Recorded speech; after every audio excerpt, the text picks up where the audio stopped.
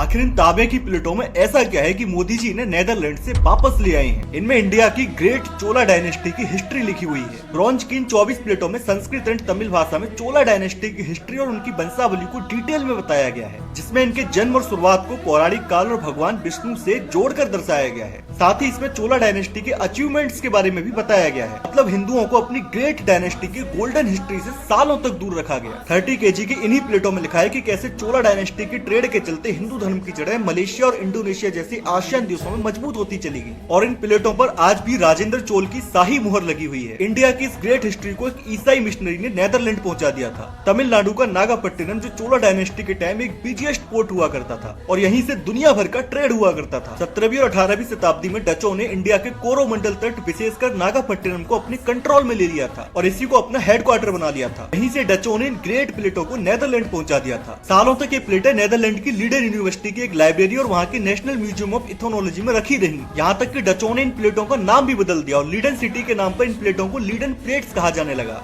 इन प्लेटों को वापस लाने के लिए इंडिया ने एक लंबी कानूनी लड़ाई लड़ी थी। 2012 में यूपीए गवर्नमेंट ने इसे वापस लाने के लिए फॉर्मल कोशिश स्टार्ट कर दी थी। मोदी सरकार ने इस मुद्दे को इंटरनेशनल लेवल पर जोर शोर से उठाया और यूनेस्को की inter governmental committee for promoting the return of culture property के सामने रखा। यूनेस्को ने इंडिया के दावे को सही माना और नेदरलैंड से आपसी बातचीत करने की रिक्वेस्ट की और फाइनली सालों के लंबे इंतजार के बाद इंडियंस को उनकी ग्रेट गोल्डन हिस्ट्री वापस मिल गई है। तो आपको ये इन्फॉर्मेशन कैसी लगी कमेंट करके हमें बताएं।